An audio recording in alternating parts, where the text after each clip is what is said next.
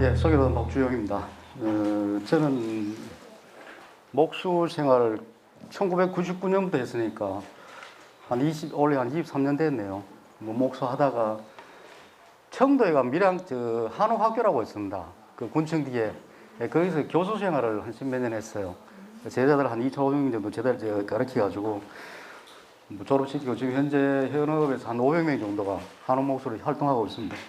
지금 저는 현 직업은 대구 달서구 이곡동에 가면 직업 전문학교를 하고 있어요. 거기서 이제 한옥을 가르치고 이렇게 하는데 제가 이제 차려가지고 하는데 외주를 하면서 여기 대구 동촌에 옥고를 아시죠? 아시는 분 있죠? 경주 최씨 문중 그 집에 지금 현재 한옥을 하나 시공을 하고 있습니다. 지금 침옥 중이고 있고 그 대부분 다 뭐 제 제자들 데리고 이렇게 하고 있습니다. 하다가 뭐 이 대표님이 작년에 그렇게 강의를 한번 했었는데 한 번 더 해달라고 그래가지고 오연정은 저도 처음 갔습니다. 이번 이 강의 한다고 그래가지고 그래서 한 3번쯤 갔어요. 괜히 실수할까 싶어가지고 첫 번째 가보고 두 번째 다시 사진 찍고 세 번째가 비디오 찍고 그렇게 했는데 양이 지금 상당히 많습니다. 여러분 가끔 보면 이게 지금 PPT가 한 230, 벌써 됩니까? 예. 보고 가겠습니다. 멀리 떨어져 있으니까. 한 230장 될 거예요. 뭐 참 실력이 없으니까 양으로 떼야 되니까. 막 사진자를 막 모으다 보니 그렇게 됐습니다. 여기 지금.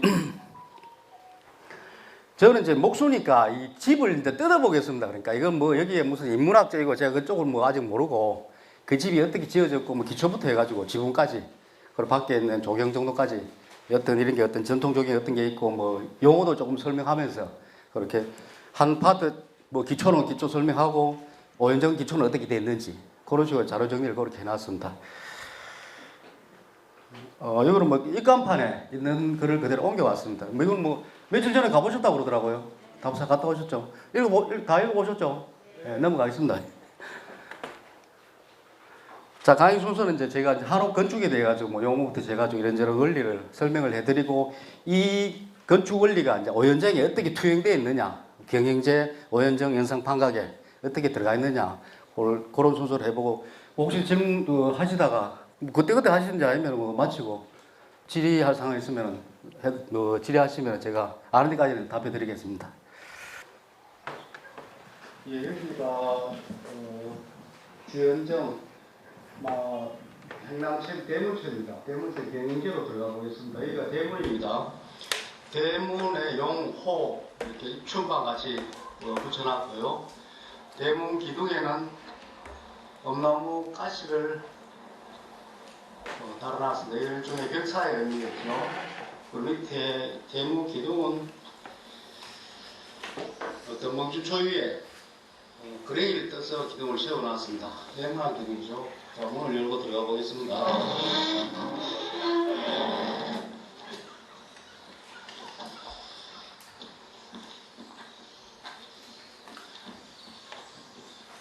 자, 여기가 경영제를 마당에서 바라본 모습입니다. 이렇게 경영제가 남향을 나오고 있습니다. 저는 지금 현재 북쪽을 보고 있습니다. 현재 평면은 비읍자 평면이고, 몸체가 5칸에 좌익사가 2칸, 우익사가 4칸이 있습니다. 그 우익사 쪽에 경영제라는 편액이 붙어 있고요. 본체 툇마루 위에 취정당이라고 편액이 아주 크게 붙어 있습니다. 그리고 좌익사의 방 앞에 양진당이라고 붙어 있는 걸로 봐서는 아마 여기 학생들의 기숙사가 있다는 생각됩니다. 현재 기둥으로 보니까 기둥 크기는 7지 정도 됩니다. 지붕은 맞배 지붕이고 좌익사, 우익사는 맞배 지붕입니다. 그리고 기단이 자에서 기단으로 해서 1단으로 낮게 조성되어 있습니다. 역시 여기도 본체 모든 기둥들은 자에서 초석 위에 그레이를 떠서 기둥을 세워놨습니다. 그리고 나공이는 좌익사 앞쪽에 부뚜막을 가설해 놓고 그 뒤쪽에 꼴뚝이 있습니다. 이렇게. 그리고 이 고래는 바로 일자고래가 되겠죠. 그리고 현재 이 집은 앞쪽 몸체가 오량가고 좌익사 우사 3장과의 관계로 지붕 높이가 저렇게 다릅니다. 저쪽이 가까이 보이는 부분이 본체고 좌익사로 나온 부분에 3장가니까 낮게 가설되어 있겠죠. 그리고 현재 이 좌익사는 눈으로 봤을 때도 표시가 나게 지금 현재 본체 안쪽에서 봤을 때 집 안으로 많이 기울었습니다. 제가 보기에 한 2치 가까이 기울은 것 같은데 나중에 또 수리를 하게 된다면 대자비가 필요한 부분이 아니겠나 싶습니다.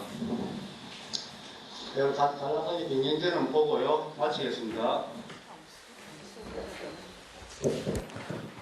급하게 왔다 갔다 하다 보니까 말도 막 거세고 양진제입니다. 제 양진당이 아니고. 예.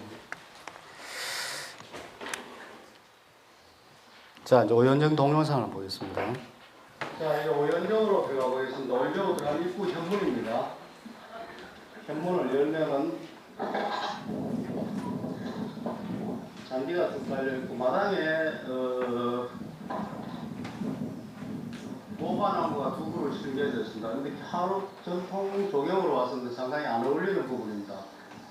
마당 중간에는 나무를 심는 게 아니죠, 조경은. 그리고 현재 이 마당에 석축이라든지 전지한 나무들이라든지 석축 찾기 이런 부분 거의 대부분 이 집이 1936년도에 상향한 집이다 보니까 거의 일본식 조경입니다. 뭐 아쉽지만 그때 그렇게 조성대가 있습니다. 위에 뭐 벼룩나무하고 이런 것도 신경 있는 것도 보면 거의 다 일본식 조경이라고 보시면 됩니다.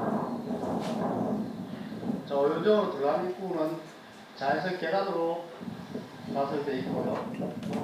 정면에 오연정이라고 협판이 크게 붙어 있고, 기단은 자연석 기단, 한 2자 정도 되는 자연석 기단에 초석은 등봉주초입니다. 등봉초석 역시 그레이를 떠서 갓을 해놨고요. 기둥 크기는 밖에 외진주는 한 자쯤 되고 외진주는 약 7치 정도 됩니다. 이제 전체 평면은 몸체 5 칸의 우측으로 누마루가 가설되어 있는 구조입니다. 누마루에 올라앉아 보면은 정북향을 하고 있습니다. 앞에 이제 미량간이 좀 보이게 되는데 모관하고 다닌다면은 이 집을 왜 북향으로 했을지는 그때 당시에 풍수하시는 분들이 어떤 이런저런 이론적 근거를 잡았겠지만 아마 대산림수를 우선으로 본 것 같습니다. 뒤에 산이 있고 앞에 미량간을 바라보는 그런 그래서 이렇게 태양하는 자연을 하는 것 같습니다. 그러다 보니까 이 계좌 난간 재미가 있는데 여기 계좌 난간은 요게 자 제 소리가 요게 돌란대고 난간대라고 그러는데 밑에 있는 여기 하엽입니다. 하엽 연봉이라고 하고 이 부분이 계자각이라고 합니다. 계자각 밑으로 닭다리 모양 닮았죠. 그리고 여기가 난간 상방이고 이게 풍열이라고 합니다. 아주 풍판입니다. 방풍판 바람막이 판자고 밑에가 난간 하방입니다. 보통 이 풍판에는 구멍을 뚫어서 바람이 통하게 해놨는데 여기는 이 누마루는 풍향을 하고 있다 보니까 북쪽에서 불어오는 바람이 겨울바람이 상당히 세게 들어서 풍열을 하나도 가설하지 않았습니다. 그냥 풍편만 다 막아놨죠. 다른 마을에서 보시는 것과 조금 차이점이 있습니다. 그리고 지금 이 테카는 여기 툇마루도 있고 뒤쪽도 툇마루가 있는데 툇마루 양쪽에 판문으로 막아놨습니다. 이쪽도 있고 저쪽도 있고 아마 겨울 바람을 막으려고 이렇게 다시 하지 않았나 생각됩니다. 자, 이제 측면으로 돌아서 뒷면으로 가보겠습니다.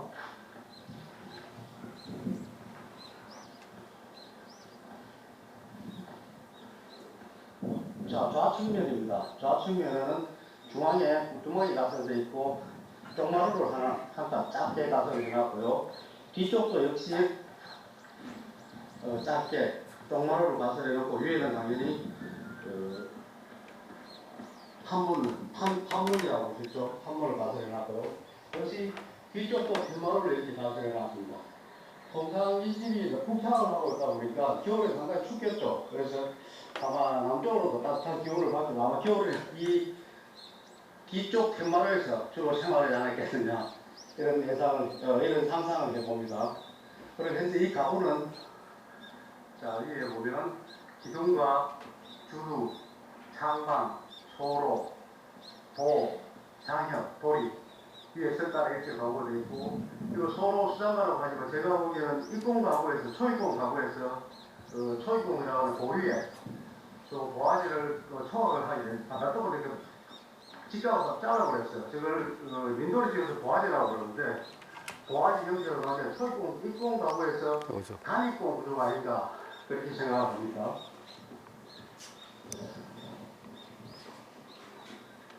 자, 우측을 돌아가다 보면 역시 우측에도 이렇게 한 주자 반 정도 되는 쪽마루로 가서 해놨습니다. 쪽마루와 툇마루의 그 차이점은 툇마루는 기둥 안에 있습니다. 마루가 기둥 안에 그래서 위에 툇보가 가설되고 밑에 툇마루가 가설되어 있죠. 그런 반면에 쪽마루는 기둥 밖에 있습니다. 그리고 집 밖에 있는 거죠. 처마 아래에 처마 아래 가서 이걸 쪽마루, 들마루, 실마루 이런 말을 씁니다. 근데 집 밖에 있는 마루와 집 안에 있는 마루가 이렇게 다르다고 볼 수 있죠. 그리고 여기에 아궁이는 누마루 아래에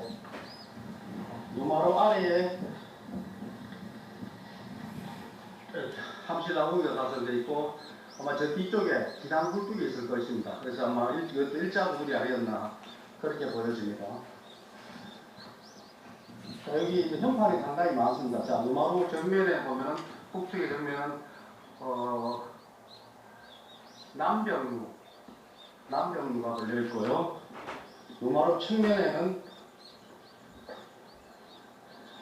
영풍루라는 편익이 걸려 있습니다. 그리고 누마루 안쪽 방 위에는 빙호추월이라는 편익이 있고요. 그리고 정칸 처마 아래는 오연정이라고 편익되어 있습니다.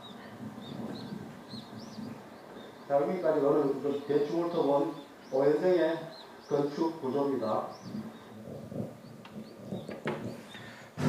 이따 설명 다 드립니다. 자, 연상 판각을 한번 보겠습니다. 자, 이제 오연정에 있는 석으로 이용된 연상 판각으로 가보겠습니다. 연상 판각으로 향한 현물을 열게 되면은 역시 마당에 잔디가 깔려 있고요. 이게 전통 조경은 아닙니다.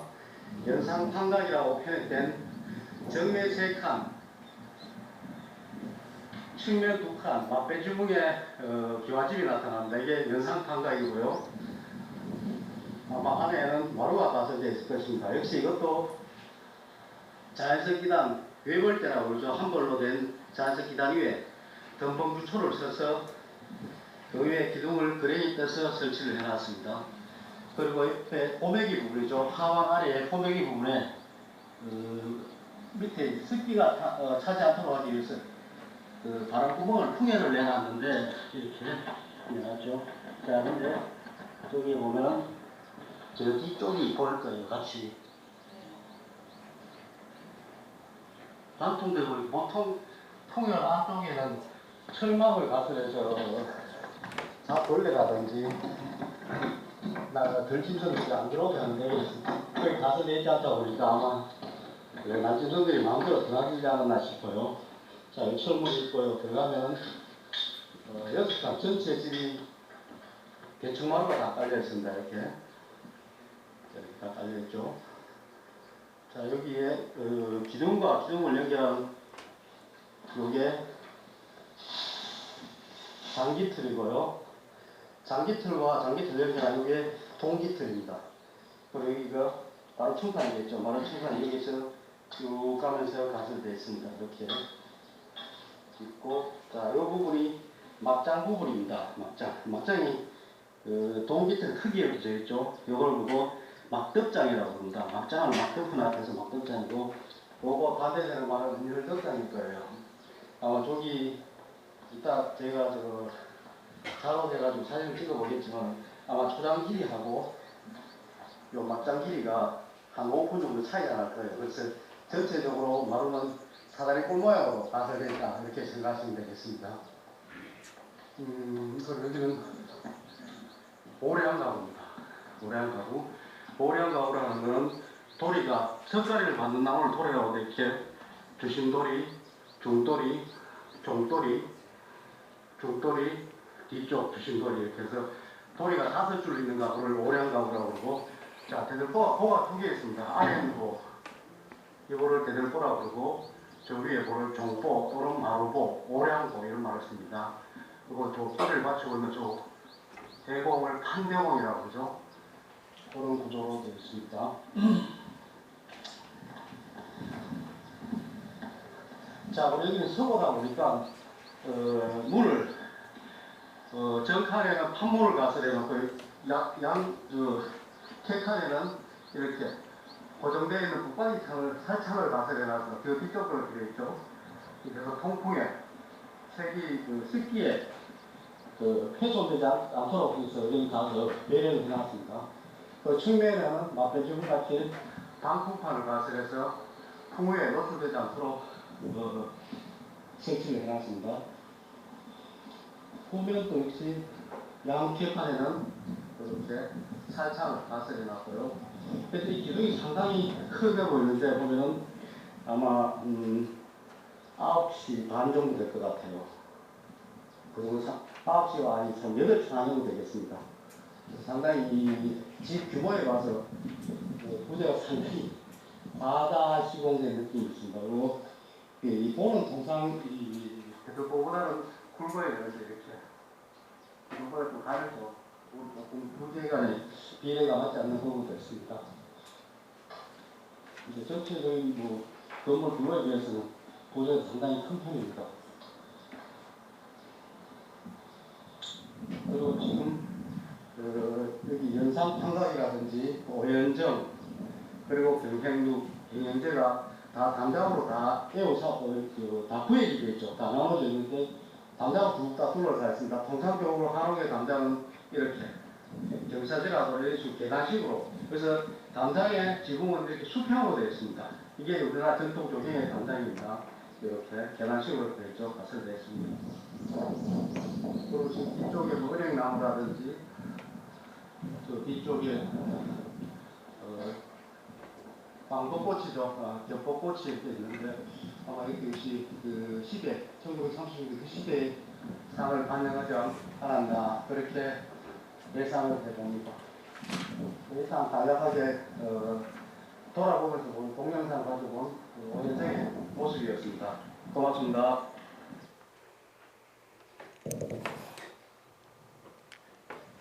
요거 다 아시겠습니까? 대충 말을 너무 급하게 해서. 예, 하여튼 대충 들어봤는데 앞으로 이제 지금 요 내용을 가지고 이제 설명을 좀 드리도록 하겠습니다. 한옥을 전체 밑에 땅 아래 기초부터 시작해가지고 지붕 쭉까지 훑어보도록 하겠습니다. 한옥은 처음에 기초가 있습니다. 기초라는 거는 지정이란 말도 있고 기초란 말도 있어요. 지정, 땅 지자 정할 정자입니다. 이게 뭐냐니까 이 향교 같으면은 전체 여기가 지금 명륜당이고 대성전이고 전체 이 틀을 정하는 걸 지정점다 그러죠. 그래서 이때 이제 풍수가 와서 자리 좌향도 잡고 건물 자리를 대충 잡아주고 이런 걸 지정을 한다 그러고, 그 다음 하는 게 기초라는 걸 합니다. 기초라는 거는 건물터, 그럼 여기 같은 명륜당 자리, 요 건물터, 동제터, 서제터 자리에 그 건물 아래를 집안을 다지는 걸 기초한다고 그럽니다. 거기 기초예요. 이 기초 종류들은 아주 다양하게 있습니다만 가장 쉬운 거는 토촉 기초겠죠. 옛날에 많이 했습니다. 그냥 달구로 찍어가지고 나무 달구라는 데 찍었어요. 이렇게 나무 달구나 돌 달구를 찍어서 나무 시옷도까지 생겼죠. 하나 흙 넣고 다지고 흙 넣고 다지고 이러다 보니까, 그래서 석저 간축법 돌석자에 이 공이 저자면 이게 달구라는 뜻이에요. 돌 달구로 다진 축법이고 그 진흙을 정층이 달구로 다지는 그 판축법이 있다. 민간에서 가장 많이 쓰는 방법입니다. 이 부분은. 그 다음 하는 게 입사기초, 모래기초입니다. 모래사자죠. 생땅이 나올 때까지 기초 엉덩이를 파고 물을 부어서 모래를 정층히 다지는 방법이다. 사수전축법, 모래, 물, 공이 달고, 그래 모래 넣고 물 붓고 다지고, 모래 넣고 물 붓고 다지고, 이걸 사수저축법이라고 그래요. 이제 이게 지금 가장 많이 쓰는 게 수원에 가는 화성, 수원 화성이 청나라 영향을 많이 받다 보니까 모래 기초가 많고 거의 벽체라든지 기단들이 거의 대부분 전돌이에요, 전돌. 그래서 한국에서 뭐 전축법을 가장 많이 쓴 게 수원 화성이라고 생각하시면 됩니다. 그리고 우리나라에서 하자면 뒤쪽에 있는 각종 석탑들 있죠. 미라도 석탑 많이 있을 거예요. 대부분 석탑들 기초를 다 뜯어보면 대부분 다 모래 기초입니다. 모래 기초 특징이 뭐냐니까 탑은 이 단면 뭡니까 이게 평수보다 높이가 높죠. 자 문제는 옆에서 이 땅이 흔들려 버리면 위험하죠. 그거 역할을 하는 게 모래 기초예요. 모래 기초는 주변의 충격이나 진동을 많이 흡수해 줍니다. 스펀지 역할을 해준다는 거죠. 예를 들면 저 안동에 가면 신세동 7층 전탑이 있어요. 그 주위로 가까이 해가지고 그 기차가 지나가요. 거기 불과 한 몇십 미터 떨어졌단 말이에요. 그 기차가 사람이 서 있던 막 떨리는데 그 7층 전탑이 그 오랜 시간 그대로 겹뜨고 있죠. 그게 힘이 뭡니까? 모래 기초입니다. 대부분 석탑 기초는 다 모래 기초로 보시면 됩니다. 그 다음 적심석 기초, 자갈 기초죠. 기초홍돌입하고 적심석에는 자갈, 뭐 호박돌, 주먹돌 이런 말 씁니다. 호박 많은 게 호박돌, 주먹 많은 게 주먹돌이 되겠죠. 그래가지고 다치는 것. 이런 기초들도 있고요. 자, 장대석이라는 기초도 있습니다. 이거는 뭐 민간에서는 하지 못하고 뭐 궁궐이라든지 양반가 이런 쪽에서 했는데 장대석은 지금 여러분 저거 생각하면 됩니다. 보도 경계석 있죠. 그거 딱 생각하시면 돼요. 딱 그 사이즈예요. 양쪽 단면이 한 뼘 정도가 길이가 한 넉자 5자 정도, 1m 20, 한 1m 50 정도 돼요. 그런 돌을, 그러니까 이런 거는 지붕이, 건물 무게 아주 무거운 건물들, 집안이 상당히 약한 아니면 아주 육축들 있죠. 한 2층 건물 되는 이런 것들, 뭐, 지금 얼마 전에 하는 숭례문, 이런 거 전부 대부분 다 이 기초라고 보시면 됩니다. 집안이 특히 약간 건물 규모가 크고 하중이 클 때 사용하고 집안을 파고 장대석을 이게 우물장자만 이렇게 사 올려요.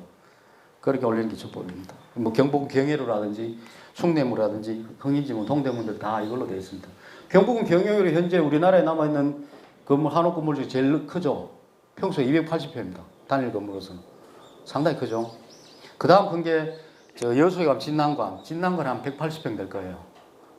세 번째가 통영의 세변관 한 150평, 160평 될 겁니다. 그런 건물, 단일 건물로서는 상당히 건물, 대부분 기초가 장대석 기초라고 보시면 될 거예요. 자, 이제 달고로 같이 이렇게 다집니다. 이런 식으로. 이건 뭐 2인용, 4인용, 돌달고는 10인용이죠. 이렇게 10명이. 달고편이 11명입니다. 10명은 달고질하고 1명은 뭡니까? 소리 매기죠. 앞에서. 매기면 뒤에서 이제 장단 맞춰서 또 이렇게 합니다. 자, 여기 이제 기초고. 자, 이제 기단을 들게 됩니다. 기초를 이제 땅바닥을, 평면을, 지면을 다져놓고 나서 그 위에 한옥의 특징이 그거죠. 기단이 높습니다. 지금 이 집도 같으면은 여기 땅이 여기인데 기단이 막 엄청나게 높죠. 여기 이제 올라앉아 있다는 거죠. 자, 이런 기단 종류들 많이 씁니다. 있는데, 자, 기단의 역할이 뭐겠습니까? 이게 중요합니다. 한옥 기단을 왜 만들었을 것인가? 세 가지가 있는데, 뭐 대표적인 게 세 가지인데, 이보다 뭐 다른 것도 많겠지만은, 제일 먼저 일단 집을 이 땅에서 드러났으니까, 습기. 우리나라가, 이 한옥을 아주 넓게 이야기를 하면은, 이 한반도에 사람이 살기 시작하면서 지은 집은 다 한옥이에요. 가장 넓은 함으로. 그리고 요즘 짓는 아파트도 한옥의 범주에 들어갈 수 있습니다. 넓게 생각하면. 그럼 아주 옛날로 가면은 신석기 시대 움집 있죠, 움집. 기원전 8,000년부터 시작된. 그 집도 한옥이 들어갈 수 있다는 거죠. 자, 움집 특징이 뭐겠습니까? 땅 파고 들어가죠.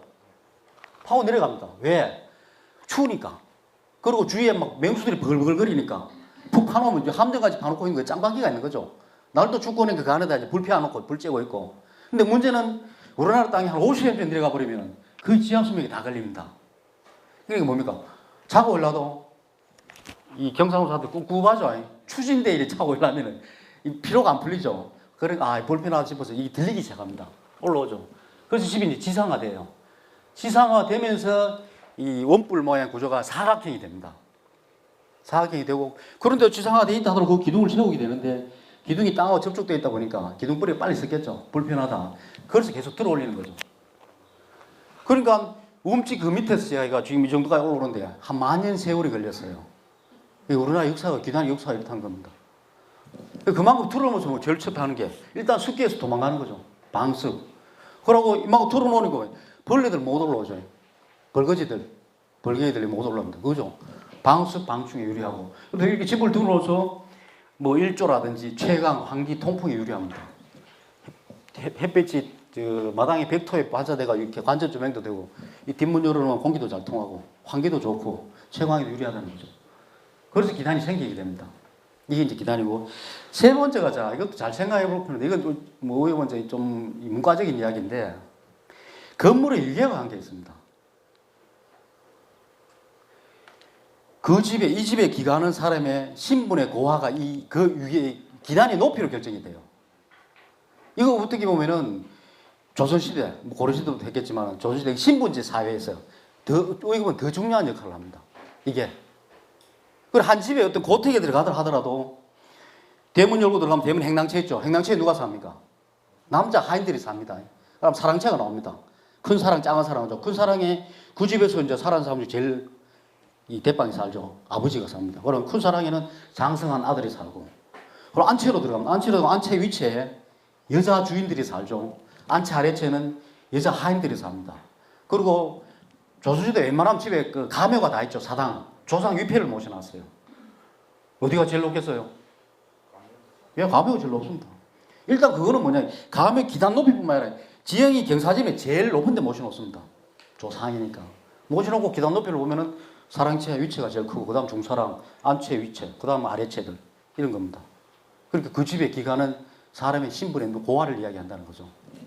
자, 이 사진을 보시면은, 여기가 청도에 있는 운강고택입니다. 운강고택이 이제 품자형 기호자라고 해서, 여기 소설대문입니다. 들어오면은, 이게 사랑채예요. 사랑채는 기단이 이렇게 되어 있습니다.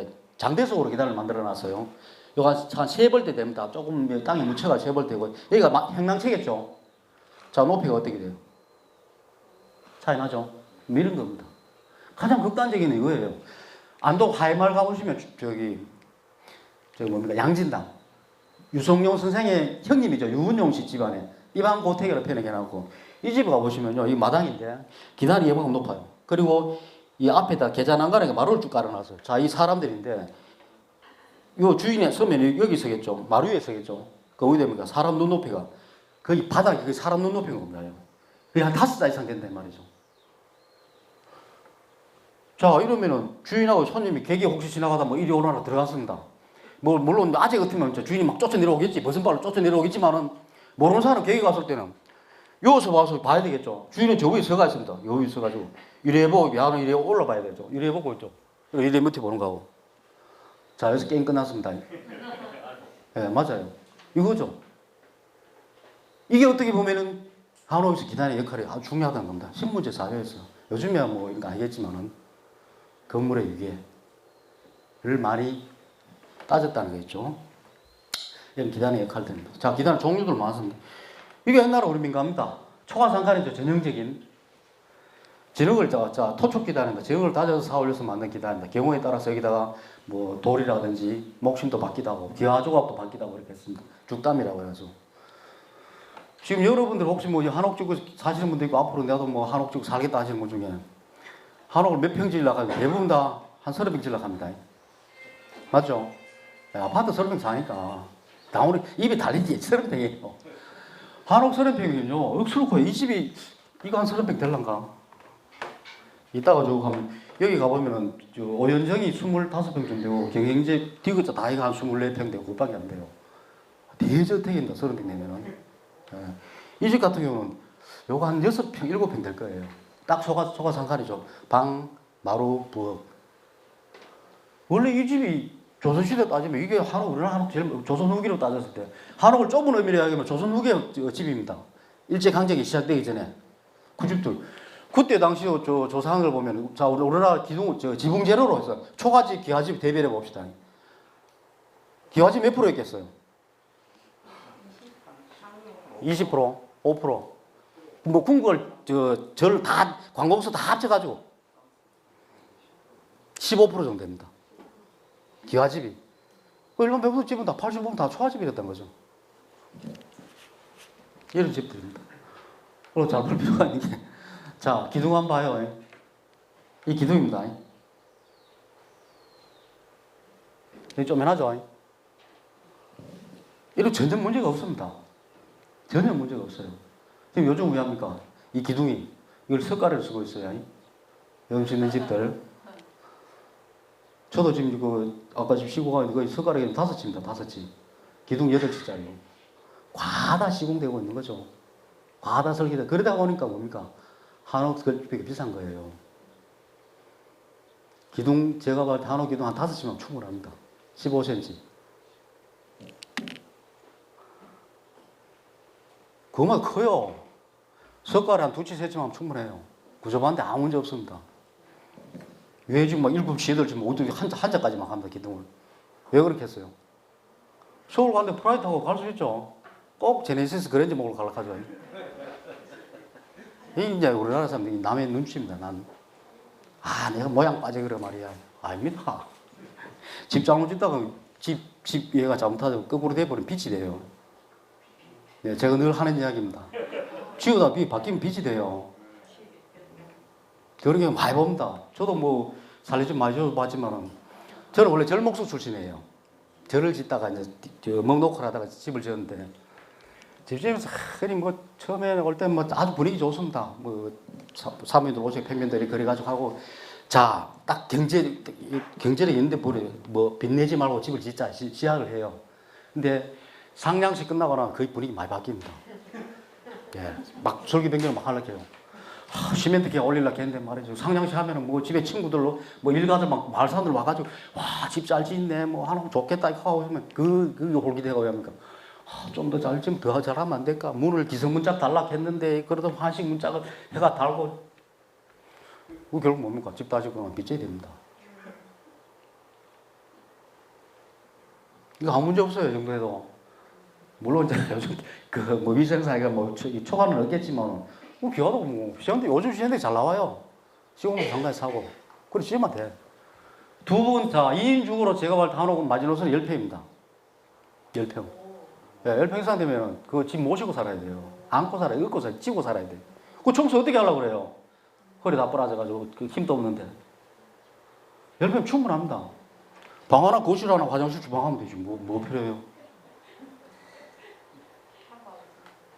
그러니까 눈높이를 이렇게 있어 이렇게 이걸 낮춰야 돼.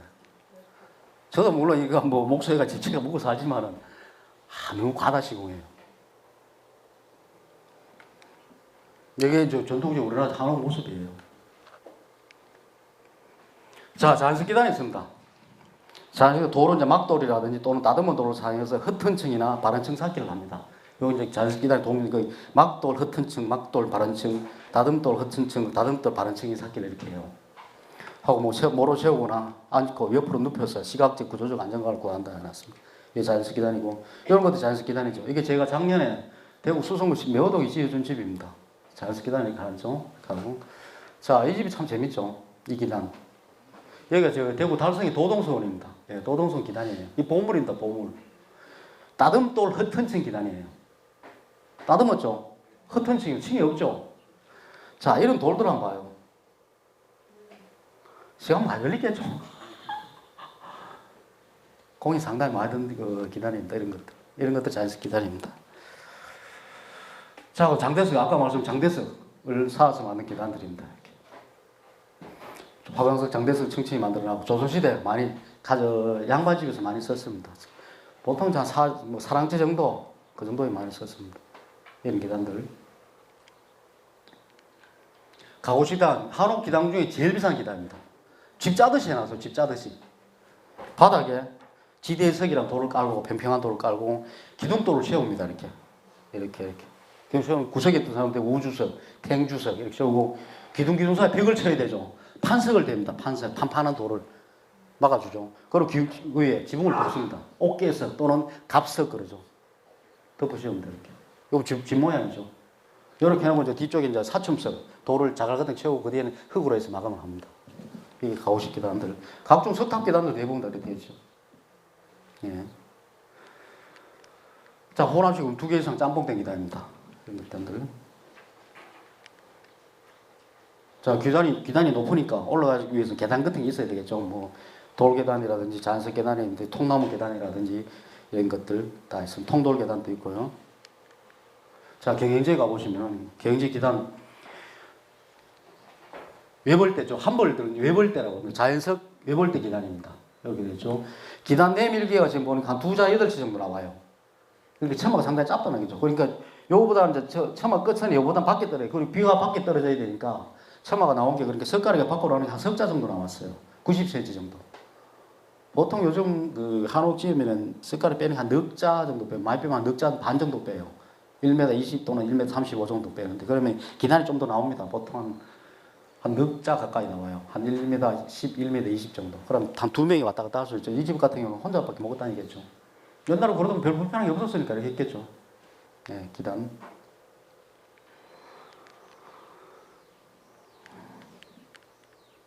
예, 오연정 기단. 아까 자, 자연석 기단입니다.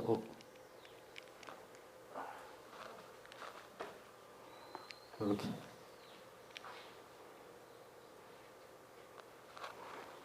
한 2자 정도 됩니다. 기단을 쌓아놨고, 요 기단 굴뚝입니다. 뒤쪽에 있는 기단 굴뚝들.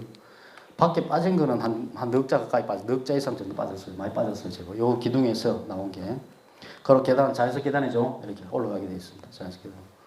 이 집, 그러니까 오연정 전체적으로 봤을 때 따듬은 돌이 거의 없어요. 다 자연석입니다.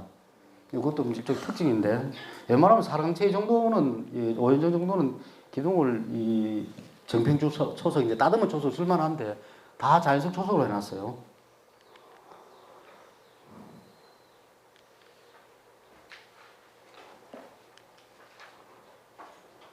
자, 연상방곡도 역시 자연석 초석입니다. 저 기단, 자연석 외벌대 기단에 요거 나온 게 한 석자 정도 나왔습니다. 기단 밖으로 나온 게 석자 정도 나와 있고요. 자연석 기단이고. 그 다음 그게 초석입니다. 초석. 주춧돌이라고 그러죠. 주춧돌들.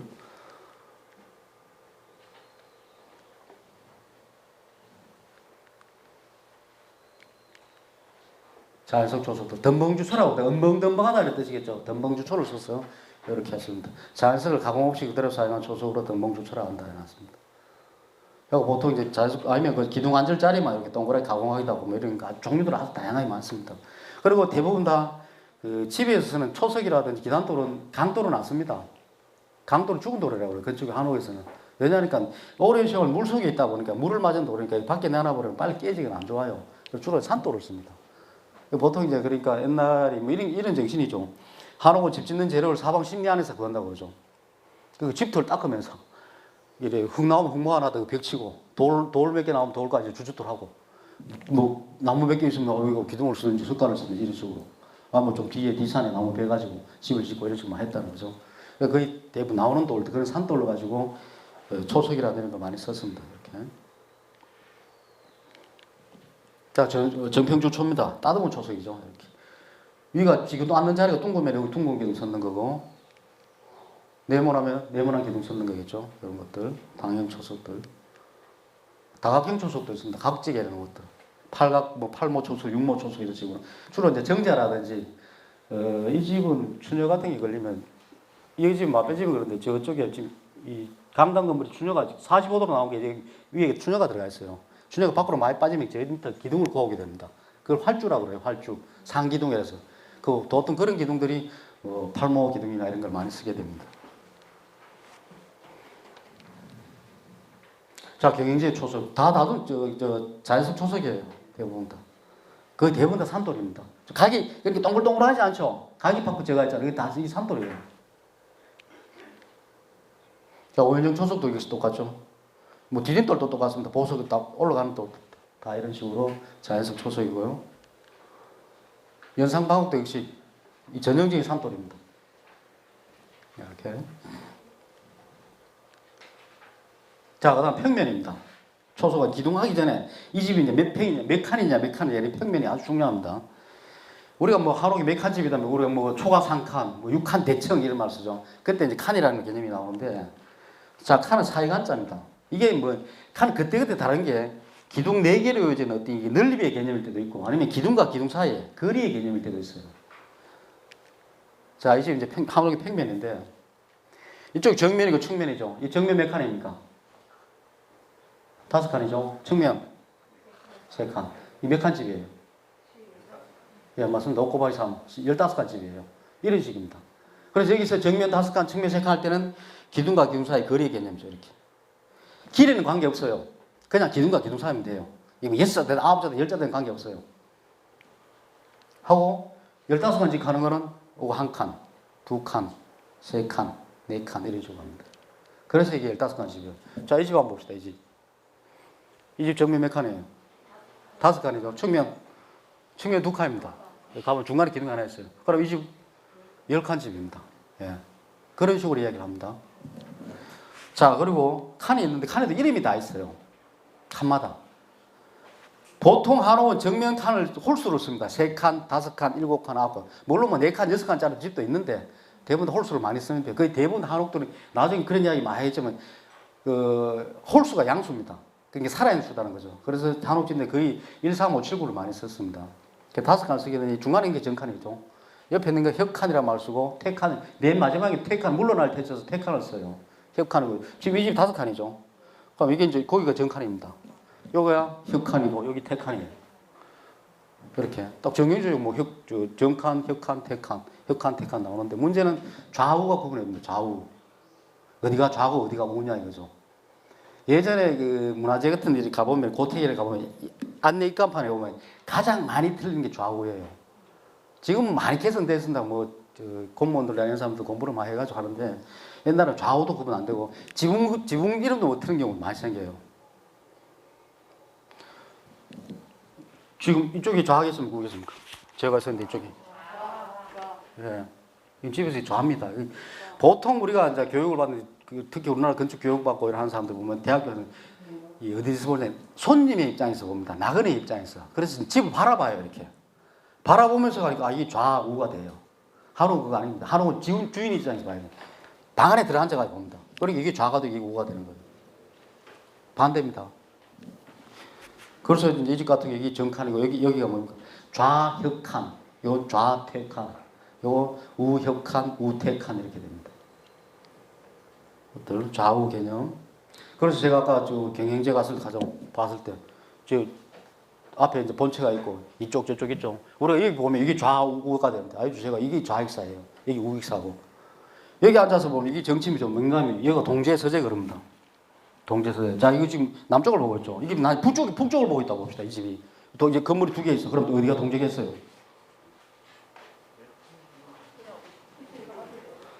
방향 관계 없습니다. 남쪽을 보고 서쪽을 보고 앉아서 여기다 앉아가 야가 동제야. 야가 서재입니다. 동쪽이 높아요. 좌상 우하. 옛날 좌회장이 높았죠. 그런 식으로 봅니다. 본체에서 그냥 본다는 거죠. 이렇게. 여기서 그러니까 이 집이 명륜당이니까 여기 이제 그 동제, 서재 여기가 주로 양반 자제들, 저쪽은 서을 자제들 이런 사람들 기거를 했습니다. 이 평면이고요. 자, 평면 측면에 따라서 이제 벽면이 한 칸이면 호집이라고 그러고 2칸이면 양통집, 2칸 겹집이라고 그러고 3칸 겹집 또는 세 줄배기 이런 말 지고 있어요. 그리고 텐마루가 걸립니다. 텐마루가 걸리면 앞에 걸리면은 전태집, 뒤에 걸리면 후태집. 텐마루가 양쪽 뒤에 다 걸리면 전후태집 그럽니다. 이 집은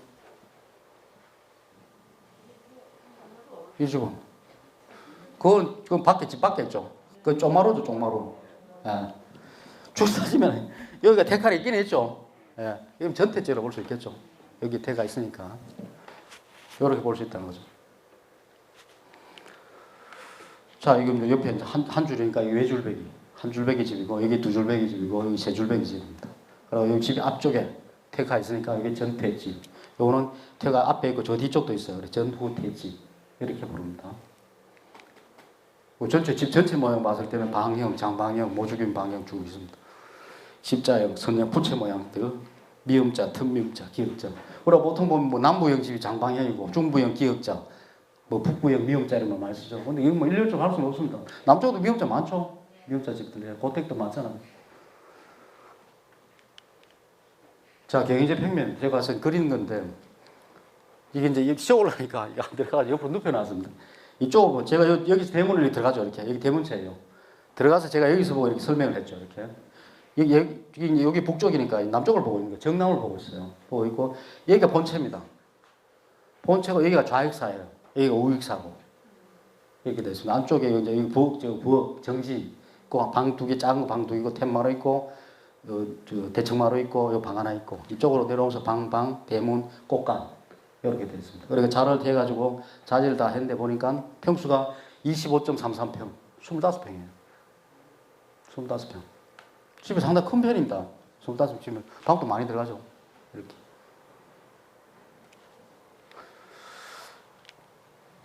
자, 오연정. 오연정 전부 마루입니다. 방은 뭐 2개 있고. 이게 정북향을 하고 있어요. 이쪽으로. 지금 여기서 보면 이게 여기가 북쪽을 보고 있죠. 태마루 있고 대청마루 있고 방 2칸짜리 방, 1칸짜리 방 있고 여기 누마루입니다. 뒤에도 이건 전후 횟집이 되겠죠. 이렇게 다 마루를 다 이쪽 쪽마루 깔아놓고 이렇게 요 누마루 깔아놓고 여기 평수는 해보니까 24.28평, 24평 정도 됩니다.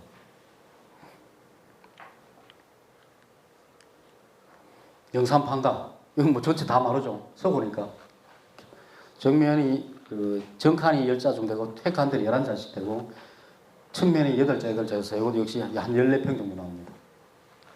이런 평면들. 자, 기둥입니다. 평면에 이제 기둥을 얘기하는데 기둥은 진짜 할 이야기가 많습니다. 이거 가지고 하루 종일 할 수도 있어요. 기둥 가지고는. 자, 기둥 재료에 따라 나무 기둥, 돌기둥이 있죠. 뭐 집은 전체 나무 기둥, 돌기둥들 같은 거, 석굴암 입구에 뭐 돌기둥도 있고 경복궁 경회로 1층 다 돌기둥이죠. 이런 것들. 자, 기둥들 뭐 단면에 따라서 잘라보면 둥근 기둥, 뭐 네모난 기둥, 팔모, 육모 기둥들 쭉 있습니다. 웅기둥, 각기둥 이렇게 있고. 자, 여기서 웅기둥하고 다 중요한 게 있습니다. 여기 보면 조선시대 성리학 영향으로 해가지고 천원지방사상이라는 게 있어요. 천원지방. 하늘 천자에 둥글 원자, 땅 지자에 모방자입니다. 하늘은 원만하고 둥글고 원만하고 땅은 방정하고 네모나다 이런 뜻입니다. 이런 사상이 이게 따지고 보면 저거죠. 이제 중국인들의 우주관 세상이 이렇게 생겼다는 이야기예요. 그게 건물에 건축에 투영이 되면은 그러니까 자 둥근 기둥은 정정 건물, 중요한 건물들 그리고 이 높은 사람들 그리고 지금 이런 말 하면 안 되겠죠. 그때 시절입니다. 남성들이 기가하는 공간에는 둥근 기둥을 썼습니다. 도래도 똑같아요. 도래라는 게 석가래 받는 나무 이게 도래입니다. 이게 좀 열어봐도 이거 좀 석가래 바로 밑에 있는 나무들. 이것도 돌입니다. 이것도 돌이고. 자, 이 둥근 돌이죠. 예. 여기 둥근 기둥이죠. 이게 상당히 중요한 건물이다 이런 뜻입니다. 그러니까 부속체라든지 작은 체들은 거의 대부분 네모난 기둥을 썼다는 거죠. 이런 원리입니다.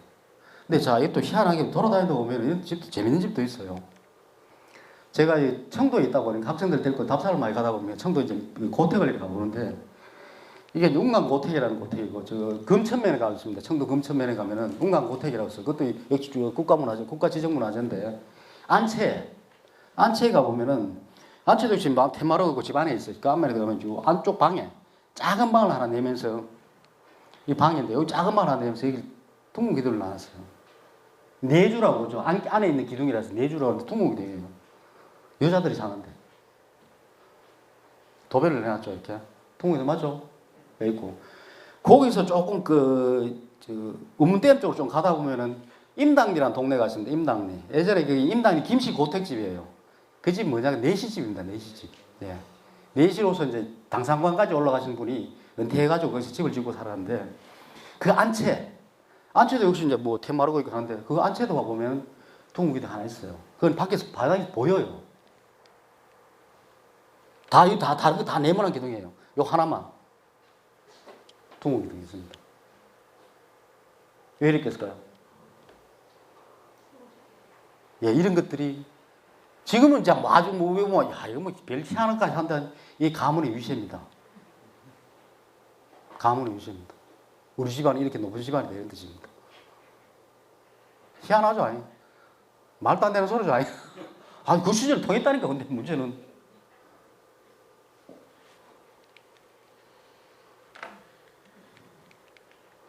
이런 동굴을 하나 세워주면서. 하나밖에 없어요, 기둥.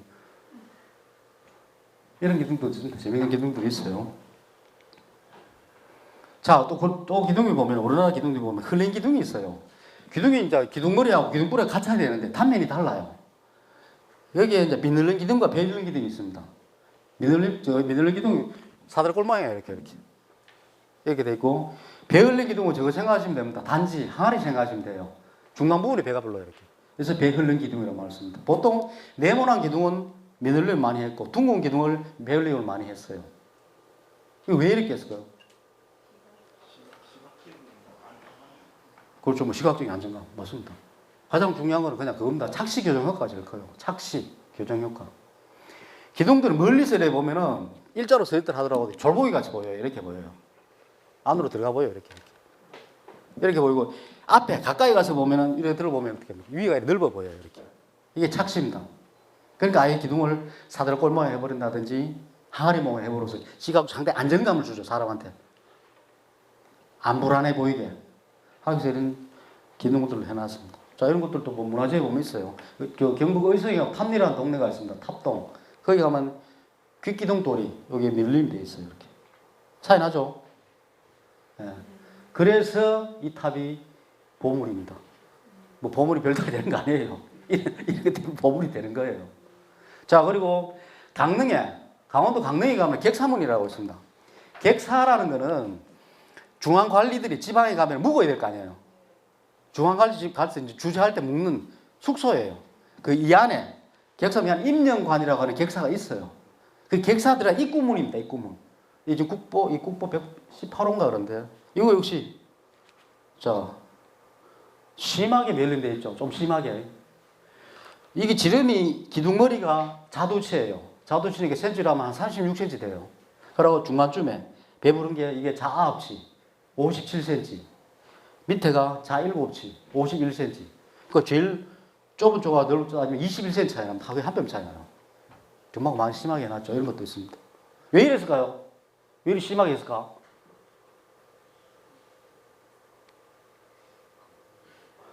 트렌드죠. 뭐. 그 시절에 유행이겠죠. 옛날에 안 그래요? 우리 바지도 뭐 나이 드시고 가지고 옛날에 단고 바지 있다가 나팔 바지 있다가 통 바지 있다가 쫄 바지 있다가 그랬잖아요. 뭐 그런 거지. 그 시절에 이거 지을 때 그 시절에 좀 유행이 있지. 좀 심하게 하는 게 유행이었겠지. 해놔서는 나도 이렇게 해보자 이렇게 그런 거 있지 뭐. 그렇게 이야기할 수가 없습니다. 자, 이제 흘린 기둥도 있고. 자, 도랑주. 그냥 원목 그대로 쓴 거죠. 껍질만 까서 주로 절에 많죠. 산지 가람들 많이 있습니다. 도랑주의 가장 악보는 저기 있습니다. 저기 구례 화엄사. 화엄사에서 우측으로 좀 올라가면 구층암. 암자가 있어요. 구층암 암자. 거기 가면 텐마루 기둥이 모관암입니다. 모관암. 여기 도랑주 있고. 그럼 뭐 절에 가면 많이 있어요. 지금 안에 우주도 이렇게 고주도 이렇게 나죠. 울퉁불퉁한 기둥도 있었습니다. 절에서 많이 썼죠.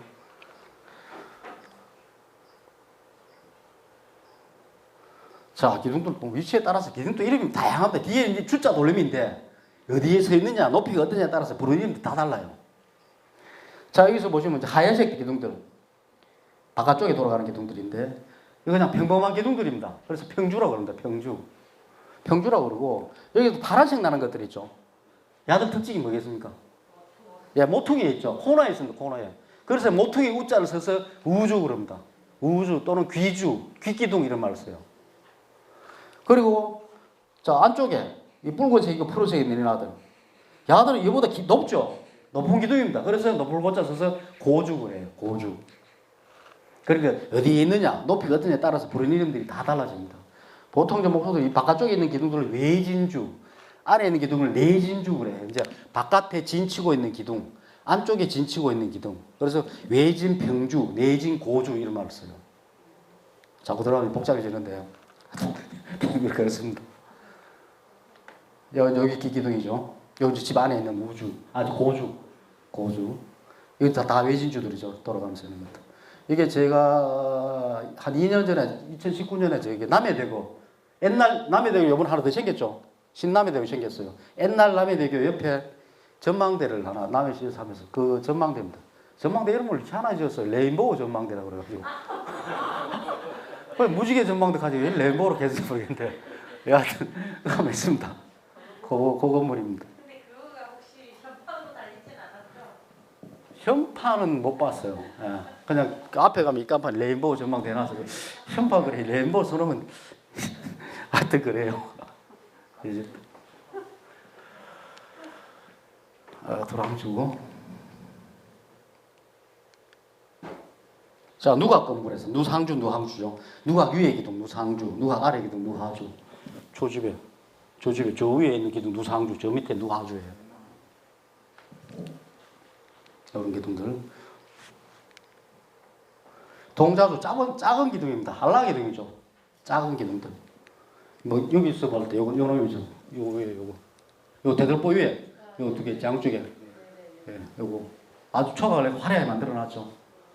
예, 파련 동자주입니다. 이렇게. 뭐 동자도 아주 다양해요, 이렇게. 다양하게. 그럼 제일 쉬운 건 이거죠. 뭐 동자형 동자를 쓸 수 있는데 뭐 사달골망 쓰기도 하고 포를 짜기도 하고 이렇게 하는데 다양한 모양의 동자들이 있습니다. 그 동바리 기둥이라는 게 있어요. 동바리란 말이 그 해장국집 체인점이 동바리 해장국집 있죠. 청도도 있습니다만 동바리라는 게 자작 많이 쓰는데 이 동바리라는 거는 이 정식 기둥이라 하기엔 뭐 한 2% 부족한. 근데 그냥 고인목이라 하기도 그냥 기둥이 가까운데 뭐 이런 의미예요. 그 가장 대표적인 대청마루 아래. 대청마루가 이제 귀틀들이 쭉 막 지나가는데 길게 막 지나가고 하도 기니까 처질 수 있죠. 그 밑을 꼬아놔요. 이런 식으로. 쫙 꼬아놨죠. 이거 상당히 길어요. 인흥마을 방거당 건물 밑에인데 이렇게. 이게 동바리들이에요. 이런 걸 동바리라고 하고 또는 자 집이 오래되면 기둥이 섰습니다. 밑에 하부가 섰죠. 이렇게 썩어서 이거 제가 대구 중구의 봉산동에 현장에 있어 할 때인데 주로 그 집들을 보면 대구에 가면 60년대 70년대 한옥들이 많습니다. 시내 중심가에 중구나 남북 쪽에 그걸 리모델링을 하면서 하는데 대부분 다 집들은 동쪽 남쪽 기둥은 좀 그래도 성해요. 근데 대부분 북쪽 서쪽 면들은 기둥 밑에 보면 거의 다 썩었다고 봐야 됩니다. 그냥 콘크리트나 시멘트 조적 위에 그냥 얹혀져가 있어요. 이렇게 그거 다 걷어내버리면 그 아바타에 할렐루야 성됩니다. 공중붕뜨가 있어요. 그런 것. 그래 대부분 다 이렇게 잘라내버리고 신재를 넣어주게 됩니다. 이렇게. 지금 이것도 많이 해놨죠. 이거. 요 밑에 들어가는 게 신재. 이 구제라고 합니다. 야가 동발이에요. 야가 동발이. 그래서 이렇게 해준 걸 동발이 이음한다 그러거든. 그 지금 아까 이 대표님 말씀하셨는데 지금 이 동발에 보면 이 위에보다 상당히 굵죠. 일어나 특이막 제가 있죠. 다 해놨어요. 원래 이게 맞아요.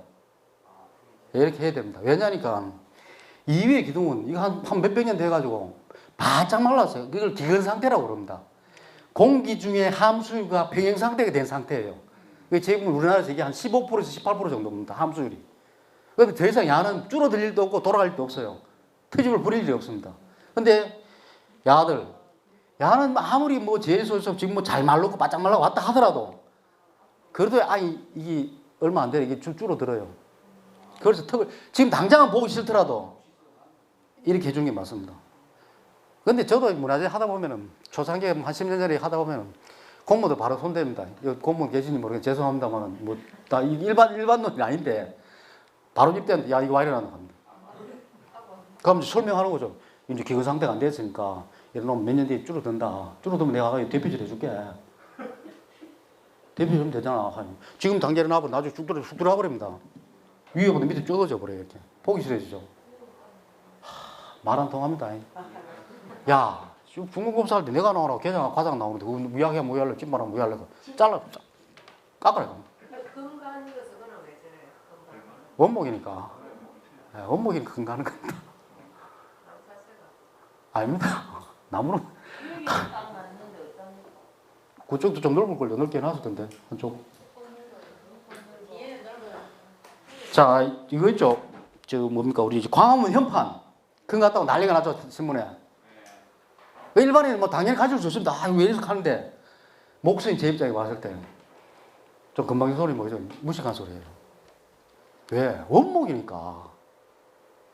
안 그러면 콘크리트로 하든지 MDF로 하든지 집성목으로 하든지 원목입니다. 원목 자연 상태 그대로 나무에 말린 거예요. 처음에는 그만 갔지. 근데 해놨는데 이 2차 건조라는 게 있어요. 2차 변형이 생깁니다. 그럼 금방 할 수 있죠. 나무니까 어쩔 수 없어요. 원목이니까. 그건 누구도 모릅니다. 그럼 다 가요. 그러고 하루 못 지어요. 그렇게 할 것 같으면. 예전에 저도 목수할 때 보면 이게 천년염식 하는 친구들이 있었어요. 뭐 황토 염식 하는 아들. 한 친구가 보면 형님 요번에 뭐 대박 나서 왜 어디 뭐 그때 뭐 단체에서 초고 한 300불을 주문받았대. 황토 여유색으로. 그래 열심히 잘해봐. 그래 막 열심히 정성껏 내가 납품을 했죠. 한 석 달쯤 지나서 저녁에 형님 소주 한잔 합시다. 가까이 왜? 한 100벌쯤 반품 들어왔대. 왜 물 빠지냐고. 왜 물 빠지냐고. 그럼 화학염 쓰면 됩니다. 화학염 쓰면 돼요. 그거예요. 원목이니까 금갈 수밖에 없습니다. 그나마 그래도 우리나라 소나무들이 금이 많이는 가지 않아요. 실금이 쭉쭉 가는데 지금 현재 우리나라 문화재 수리 시방서에 보면은 소나무가 대장제가 없잖아요. 큰 나무들이 없으니까 그 대체목으로 쓸 수 있게 딱 지정되어 있어요. 다글라스 펄을 씁니다. 다글라스 펄은 북미산 소나무예요. 미국이나 캐나다에서 나온 로키 산맥에서 배나가 나와요. 그 나무를 쓰게 되어 있습니다. 지정되어 있어요. 그 나무들의 문제가 뭐냐니까 뭐 기금 비중이라든지 이런 거 생육 상태는 우리나라 위대화상 비슷하잖아요. 생육 조건이 비슷하니까 비중이 비슷한데 집을 세워놓고 특히 대들보라기 사놔버리면 크랙이 가는데 금이 가는데 집중 크랙이 가버려요. 손이 쑥 들어가면 이렇게 더 깔라져 버려요. 그게 특징입니다. 근데 한옥은 소나무 육성은 거의 대부분 실금이 쭉쭉 가요. 그런 차이도 좀 있어요. 자연 건조를 어느 정도로 법적으로 했을 건데 검은색이 다 풍겨놓은 그런 거예요. 검은색은 그 푸른색 드는 게 정태 드는 거고. 주로 수입했는데 보면 큰 기둥들이 보면 검은색이 같은데. 집 지어놓고요. 예. 몇 년쯤 지났을 때. 바로 몇 년 안 지났는데도. 약품 처리가 가정이 문제가 있겠죠. 가서 일주문 같은 거 이런 거 주로 이제 복원해놨는데 보면은 그런 게 참 많던데. 그걸 하고 나서 이제 나무 보호제라든지 이런 거 발라줘야 된다. 안 그래서 지금 어차피 그 나오는 나무 전부 지금 약품 처리를 다 해서 나와요. 그 약품에서 문제가 있었고 뭐 어떤 데 보면 그 벌레도 막 따라 들어와요. 뭐 개나무 존벌레라 이런 것들 들어오면은 조그만 것들이 구멍 뻥뻥 트는 것도 있어요. 그럼 수입하는 과정에서 이런저런 하자가 생길 수 있습니다. 그러니까 여기서 난 그런 거죠. 그 나무들도 나무는 유기재료예요. 무기재료가 아니고 화학 반응을 거친 게 아니고 물리적으로 그러니까 야 이제 잘라버렸으니 생장은 안 한다 보이지 유기적 재료란 말이에요. 놀아요. 그래 건조하면 수축하고 장마철 때 흡수하면 팽창을 해요. 논단 말이죠. 그러니까 이런 다른 시멘트, 콘크리트 재료하고는 다르다고 봐야 됩니다. 그걸 이해를 해야 돼요. 그래서 장마철에 보면 문 잘 안 열리죠. 한옥 불어나가지고 겨울에 헐렁헐렁 열리고 그런 거 어쩔 수 없어요. 여러분 가구들 뭐 이래 소목들 가구 이쁜 거 짜놔도 아파트 갖다 놔놓죠. 오래 못 가면 돼. 돌아가 보면 되나. 예, 아파트 달라요. 그런 거 한옥에 갖다 놔야 됩니다. 예, 그러면 괜찮은데 아파트 나고 단열이 워낙 잘 되니까 나무에 돌아가 버려요. 그래 있는 자리에 있어야 된다는 거죠.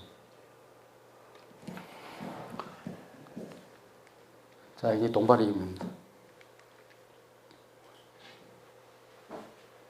자, 기둥을 세웁니다. 다림 봐서 그랭이를 뜬다고 그러죠. 다림 본다는 거는 기둥을 수직으로 바로 딱 세운다는 얘기입니다.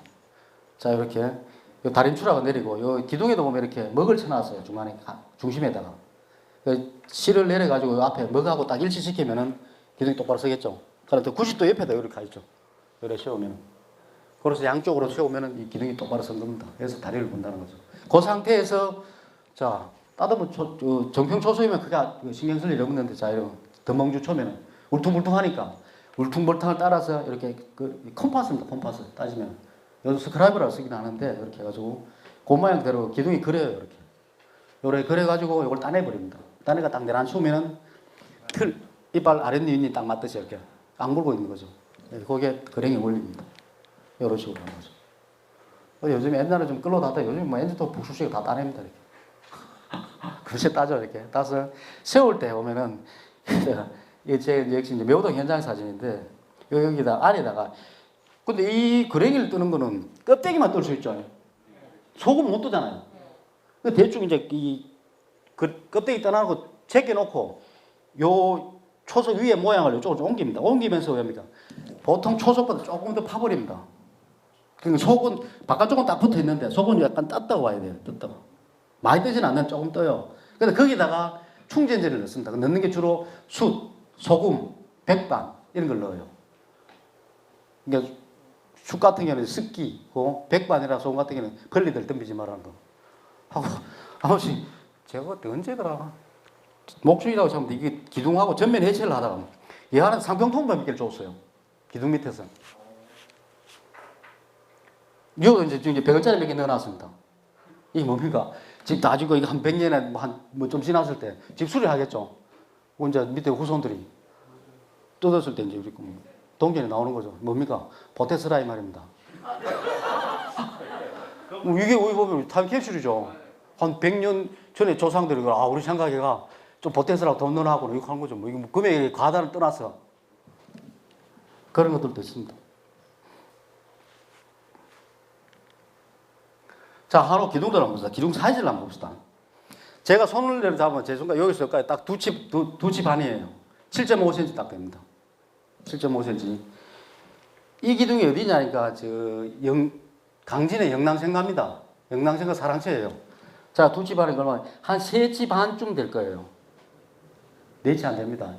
그 기둥 길이가 12cm 안 된다. 한 11cm 정도 된다나 보죠. 있고. 이거는 하이드 김대중 생가입니다. 김대중 생가 역시 똑같죠. 조금 한 4치쯤 되겠죠. 이렇게. 이런 것들. 이거는 맨 그쪽입니다. 다산초당. 다산초당 기는 좀 크죠? 한 6시 정도 가까이 나와요. 근데 이거는 제가 봤을 때 수리하면서 부재 억수로 키 아픈 것 같아요. 다산초당에 산중턱에 있잖아요. 걸어 올라가지고. 다산 선생이 집 지면서 기둥 이망을 썼겠어요. 옆 주위에 기둥 큰 것도 없는데. 그러니까 아마 문화재 수리하면서 새로 지으면서 아마 기둥 억수 큰 거 쓴 것 같아요. 좀 변형이 된 거죠. 이거고. 자, 이거는 제 친구, 대구에 있는 친구, 대구 803 아래에 그 집을 하나 사가 있는데, 그 기둥입니다. 한 4치쯤 돼요. 3치쯤 돼요, 3치쯤. 9cm쯤 돼요, 기둥이. 별 문제 없습니다. 위에 기와제 놨어요. 시멘트가 같던데, 언제 놨는데 문제 없어요. 이거 한 60년 된 집인데. 기둥 쩌도록 한 게 없다니까. 자, 또 있습니다. 재밌는 게 있어요. 기둥을 성형해 놨다고 그러는데, 이게 이제 절의 대웅전 기둥, 이게 민가의 집인데, 잘 한번 보세요. 이거 쉐기를 박아놨죠, 기둥에다가. 자, 여기 이렇게 쉐기를 박아놨어요. 이렇게. 근데 여기 이제 줄이 쪽 가 있죠, 이렇게. 줄이 가 있는데, 중간에 나무를 잘 보시면은 연결되어 있어요. 이 뭐냐니까. 이 나무들 한 나무 잡아봐라. 연결되어 있죠, 이렇게. 다른 나무가 아니에요. 그렇게 돼 있죠. 저도 저보고, 야, 이거 왜 이러지 싶은데, 이겁니다.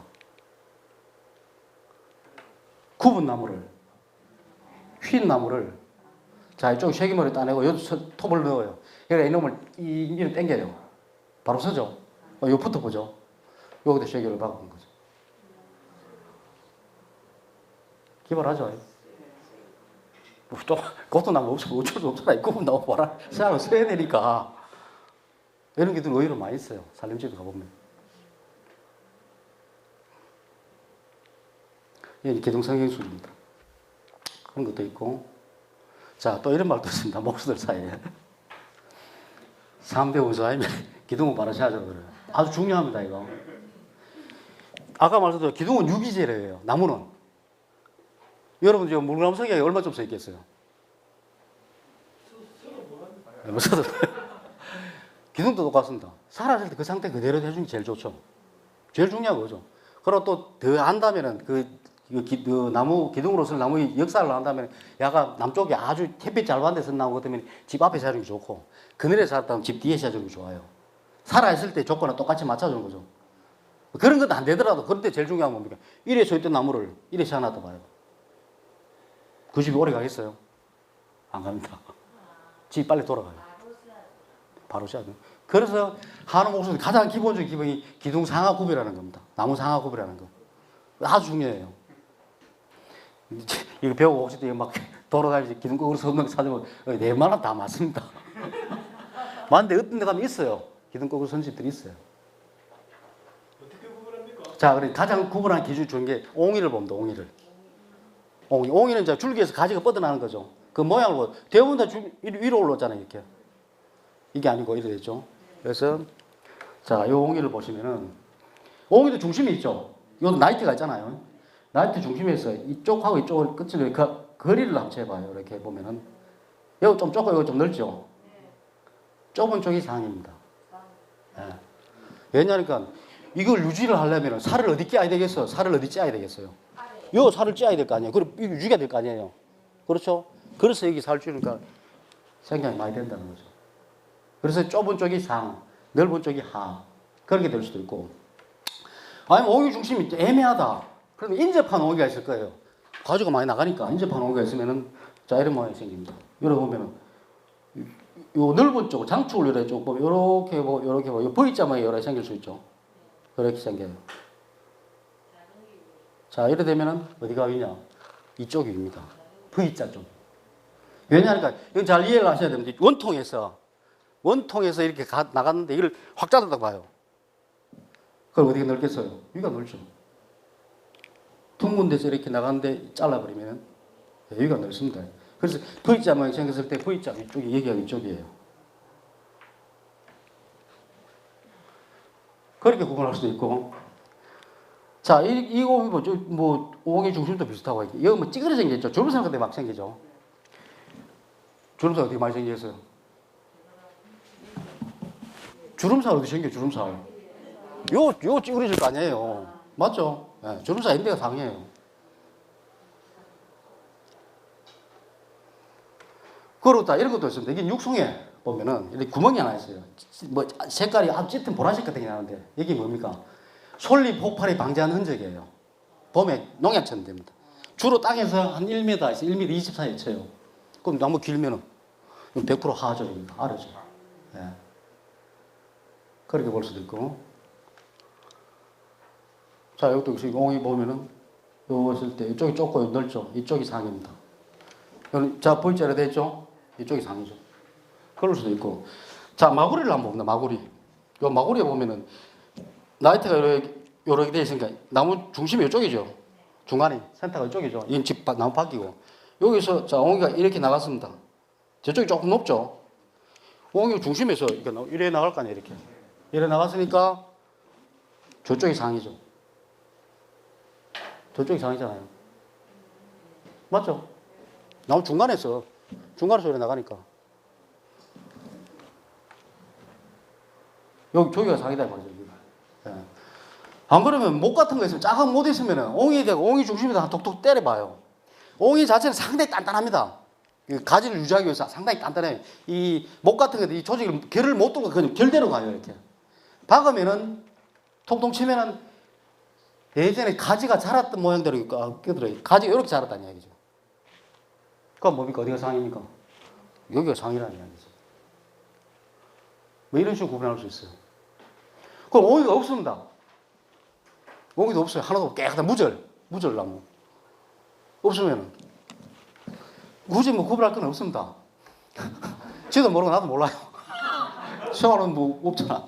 굳이 이제 누워 있을 때 하자면은 자가 있으면 자 중앙에 딱 달아봐요. 지렛대로 딱 달아보면 비중이 높은 쪽이 내려앉겠죠. 어디가 내려앉겠어요? 내려앉는 쪽이 아래죠. 하하. 왜 안에 심재가 많아서 비중이 높아요. 다 이거는 이 조건은 뭐냐? 겨울에 벤 나무라 해야 됩니다. 여름에 벤 나무는 수분이 많이 나가지고 상이 훨씬 무거워요. 그 대부분 나무는 겨울에 벤다 생각하니까 비중이 높다니까 그쪽을 보는 거죠. 아니면 차도 없다, 아무것도 없다. 나무를 물에 던져봅니다. 던져 그래 봐요. 좀 애들 깔아놓은 데가 있어요. 비중이 높다는 이야기죠. 그걸 요거 합니다. 네, 그렇게 할 수 있어요. 그렇게 해서 이제 기둥 같은 거 수직해주고. 자, 경사제 있죠, 경사제. 석가리 같은 거. 자, 상을 위로 서겠어요. 저쪽으로 서겠어요. 네, 상을 일로 써줘야 됩니다. 저쪽으로. 나무는 기운이 상승기 위로 자라는 기운이 있어요. 그래서 이렇게 써줍니다. 상을 위로 써주고. 자, 그러면 자, 배들 보이고 수평제죠. 돌이 이런 것들. 야들은 왜 합니까? 아무 데 씁니까? 물론 아무 데나 씁니다. 보통 목수들. 근데 굳이 이걸 따지면은 예, 아래쪽을 마당 쪽으로 줍니다. 왜냐, 야가 오래 살았잖아요. 오래 살 햇빛도 많이 받겠죠. 햇빛 받는 쪽으로 해줍니다. 벌구를 여기 주고 말구를 저쪽으로 해주죠. 그런 것도 있고. 돌이, 이 수평제들. 돌이 야들은. 우리 한옥 대문 밀고 들어가죠. 아파트는 바로 땡깁니다. 보통 밀고 들어가는데 이 복들이 안으로 들어오라고. 그래서 돌이 같은 수평제들은 여기가 정칸이죠. 예, 상을 이쪽으로 모아주면 돼요. 안으로. 이렇게 모아주고. 기억자 꺾어져지. 기억자지. 이 중간에 모여야 되겠죠. 중간에. 이쪽으로 쭉 모아주면 돼요. 과연 그렇게까지 신경 써서 집중해주는 목소리 있느냐? 별로 없습니다.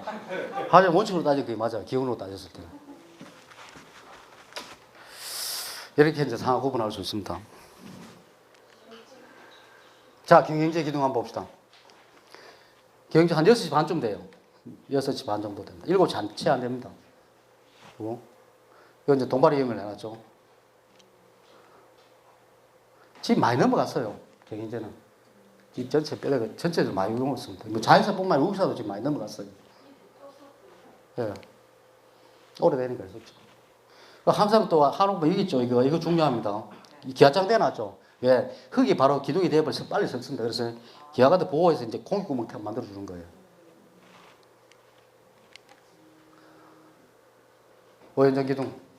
제 뺨이 7시 반쯤 됩니다. 제 뺨이. 그러니까 작은 한 7시쯤 되겠죠. 이거 한 7시쯤 돼요. 네모난 기둥들.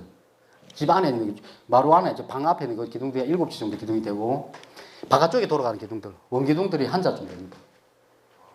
한자고, 누마루 밑에, 누하주 대부분 한 4cm쯤 나와요.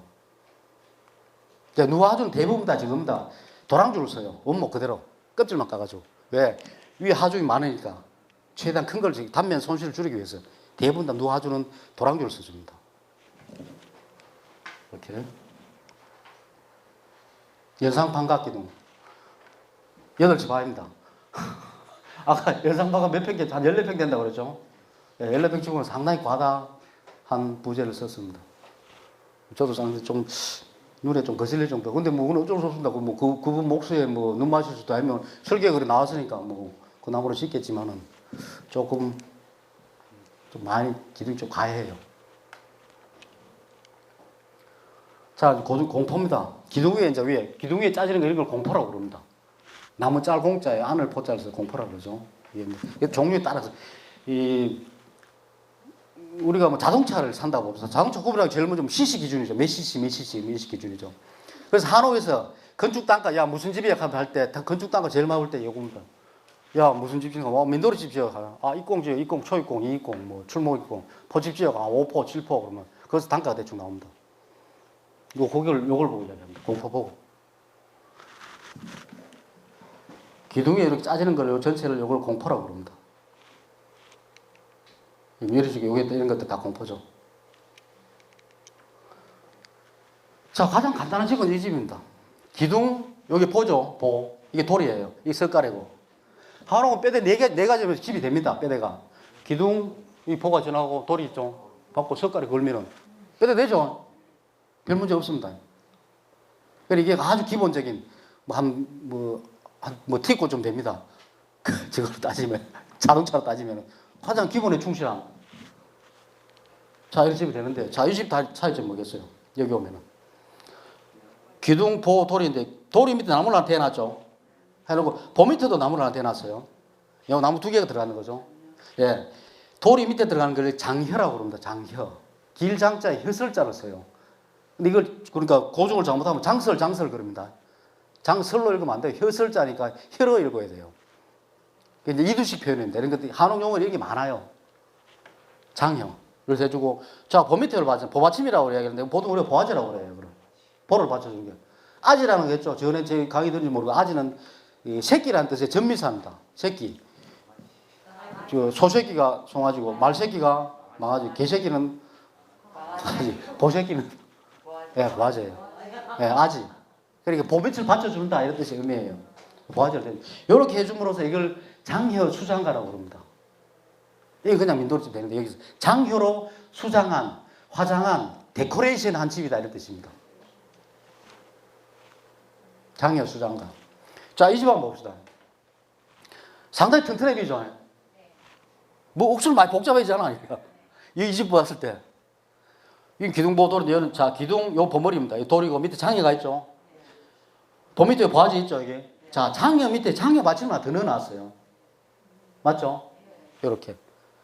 요거 사실 이제 이 장애 받침이라든지 보아지 길이 받자 2자입니다, 2자. 밖으로 1자, 안으로 1자. 2자짜리. 스킨 하나 바꿨을 뿐인데 2자짜리 남아라 고았을 뿐인데 저 옥수는 있어 비죠. 안 그래요? 예. 나중에 여러분 짓더라도 뭐하자 이거 넣어주세요. 넣어주는 게 맞아요. 아주 안정적으로 보입니다. 그리고 하중 전달하는 상당히 좀 보도 지금 기둥 머리만 딱 받는 것보다는 약을 받아주면서 상당히 등분포 하중을 시켜줍니다. 하중 분산을 많이 시켜줘요. 그래서 집 구조 아주 안정적이 됩니다. 도화지 역할. 자, 여기 일반적인 민돌이 집입니다. 일반 살림집이 많이 쓰는 거고. 자, 입공집이 생깁니다. 입공집이 이 집이 이제 입공집입니다. 입공이라고 하는 건 날개 입자입니다. 공사공자. 요 끝이 보면 새 날개같이 생겼죠, 이렇게. 요래 되잖아요, 이렇게. 그래서 요망을 따서 이거 새 날개같이 공사한 집이다 해서 입공집이라고 그래요. 요 입공이 한 개 걸리면 초입공, 2개 걸리면 2입공, 3개 걸리면 3입공. 이런 식으로 얘기합니다. 야, 한 개 있죠? 초입공 2개. 이 집 뭐예요? 요 밖에 보면 초입공 2개 있어요. 2입공. 2입공이고 이 집은 또 보면은 도리가 여기 있는데 도리가 밖으로 한 줄 더 나와 있어요. 밖으로. 이걸 밖으로 나온 걸 출목이라고 그래요. 출목. 날출자에 눈목자. 말보다 눈 티 나왔다 이 말입니다. 눈 하나 티 나와서 그럼 1출목이야. 2번 나오면 2출목. 3번 나오면 3출목, 4출목 이렇게 가요. 이게 뭡니까? 그러면 1출목 2입공집이에요. 공포가. 예능 단가 상당히 높습니다. 그 자동차 따지면 그냥 소나타 그 이상 됩니다. 요거 이제 2입공집. 이제 자, 또 이렇게 또 출목까지 자 이런 식으로 봐요. 출목 나오죠, 밖으로. 이렇게 튀어나와요, 밖으로. 요게 2203, 지금 요 건물이거든요. 요런 공포. 교수님, 예. 삼비봉에서 그 위에 또 보황무리처럼 또 하나 더 놓아. 그거는 보머리에 봉황수 초가기가 보머리 박아 넣는 거예요. 그건 보머리예요, 보머리. 그 사이봉이 나라고. 아닙니다, 그건 아닙니다. 예, 그건 위에 제일 위에 보머리예요. 보물이. 예. 보황처럼. 예, 맞습니다. 위에 보황. 예. 그건 보머리를 그렇게 조각을 한 거예요. 그래 여기 봤을 때 여기 보머리죠. 요 놈을 초각한 겁니다. 요거를. 그렇게 나와요 모양이. 입공식은 다음 입공이 제대네. 뭐 사육공 할 수도 있죠. 올리면 되잖아요. 근데 그렇게 하는 집은 잘하고 3입공까지 지금 봤는데 사육공 지금 본 적은 없어요. 그래도 포를 짭니다. 그래 되면 포집으로 가요. 그러니까 소나타 표고기가 이제 그랜저로 간다 이 말이죠. 차종이 바뀐다는 얘기입니다. 다 보러 간다는 거. 그렇죠. 보고 이제 주신 보러 가든지 다 보러 가든지 보러 간다는 거죠. 그건 아직 포집까지 살림집을 할 거로 살림집 계획 가정 높이 이 정도까지 갈 수는 있습니다. 자, 그런데 이렇게 갔는데 자, 220 올라가 320 올라가 출목이 막 나오는데 또 쭈그러드는 것도 있어요, 이렇게. 자, 물입공 하는 것도 있어요. 물입공. 물입공 말물자입니다. 하지 않았다는 뜻이에요. 초각인데 다 근데 요래 뼈조각이 나오는데 요놈을 이렇게 동그랗게 말아놨어요. 끝을. 구름 모양으로 이렇게.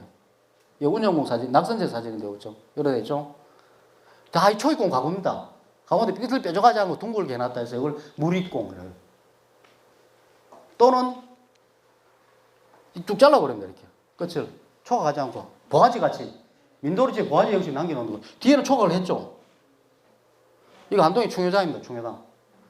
저 유성용 선생 집 충효당. 이거 잘 봐놔요. 뒤에 하나 나와요, 이거. 이거 뭐 직절입공이라고 그럽니다. 직절해버렸다, 이 말입니다. 쭉 잘라버렸다, 이 말은. 또는 자를 단자, 단입공 이런 말도 써요. 단입공 또는 직절입공. 오늘 외국이 잘랐으니까 의미가 있습니까? 말이 억수로 길어집니다, 여러분. 왜 이렇게 했을까? 이유가 있겠죠. 충효당이 안동의 화훼마을에서 뭐 지차집이죠. 양준당 있잖아요. 형님 집 있고 지차집이니까. 형님 집이 가구가 뭔지 모르겠는데 동생이니까. 자, 옛날에 마실문화라는 거는 뭡니까? 한 집안에 시족들이 다 모여서 합니다. 하다가 보면 물론 종갓집이면 잘 살게 좋은데 종갓집 못 살 수도 있죠. 지차들이 와 뭐 열심히 하고 돈 좀 벌이가 잘 나갈 수 있습니다. 그러면 자, 지차들이 태어나고 야, 너 지금 초입공 이고 막 할 수 있어요. 괜히 해놨다 보니까 저 호로 새끼 저거 왜 형님들은 저하고서 하는데 지 돈 좀 버린다고 저런 목 새끼 호요 파라이 하고 앉았죠. 그거예요. 자기가 아무리 뭐 지체가 높고 뭐 잘 나간다 하더라도 마을이라든지 자기 어떤 그 눈치라든지 아니면 자기 생각이겠죠. 그래도 형님 계시는데 내가 막 나간다고 할 수 있나? 이런 거죠. 네, 맞습니다. 어쩌죠? 우리나라 옛날 선비문화 다 그렇잖아요. 소박, 겸손 이런 거죠. 제 해석입니다. 제 해석. 자, 이제 입공하고 이런 식입니다. 그러니까 입공은 상당히 변형이 많아요. 이런 변형 저런 변형도. 경영지 공포. 뭡니까? 장형 수장가죠. 예. 기둥, 보, 토리, 장형, 보아지.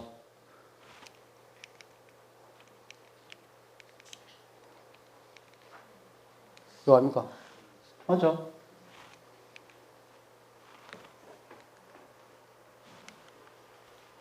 장형 수장가. 이거 본체입니다, 본체. 고현정 공포. 아까 잘 보라 해놨죠? 뭡니까? 딱 중요한 것도 아까 그 모양이에요. 맞죠? 안에 초각되는데 밖에 보아지막이 남겨놨죠? 이거 다 입공가고요. 기둥, 보, 도리, 장애, 요 소로, 요 주두, 이걸 창방이라고 그래요. 예. 요거. 딱 요 모양이죠? 직절이 공 모양입니다.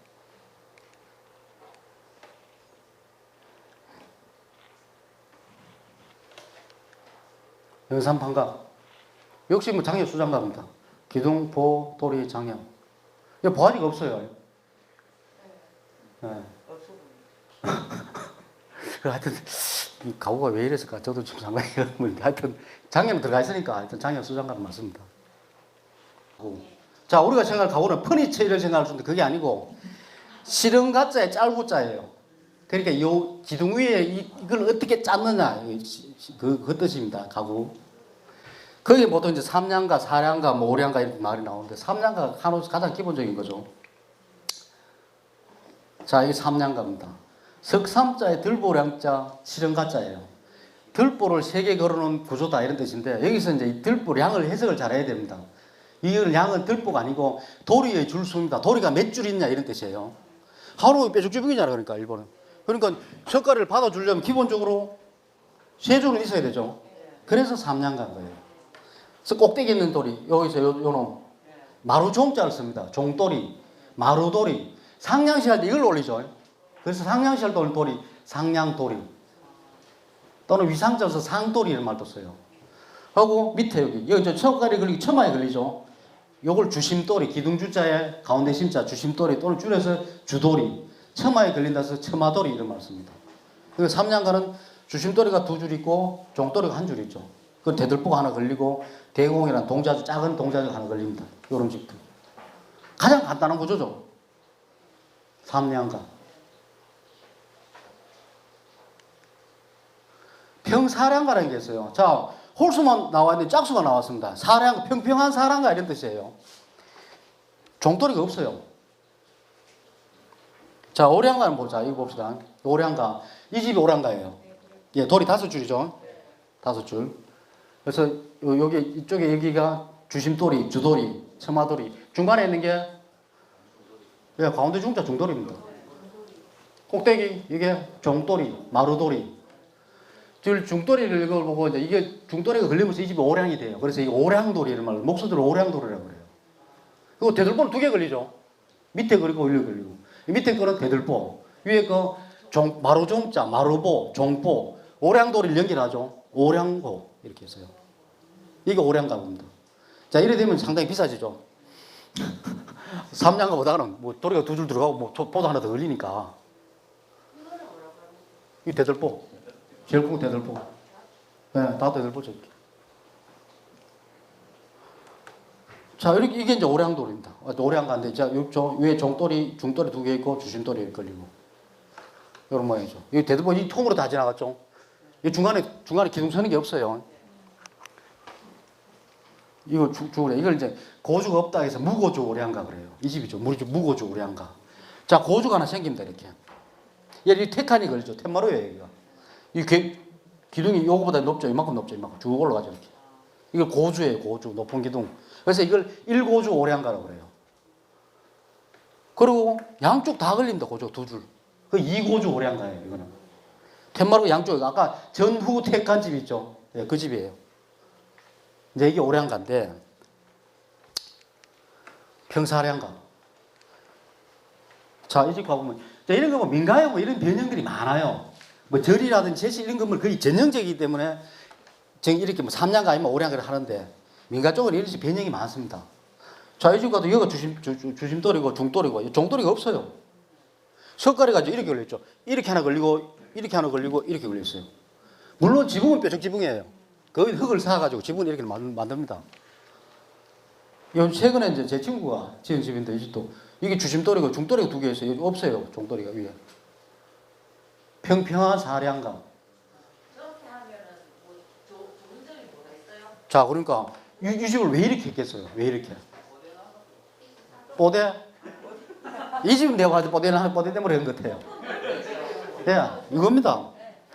식구는 많고 공간을 좀 넓게 써야 되는데 돈은 없고 나무도 없고 이 집 3년 가고 좋은 거래. 요만큼 집이 넓어졌잖아요. 맞죠? 공간이 평소 좀 넓어난 거지. 이렇게 짓는다는 겁니다.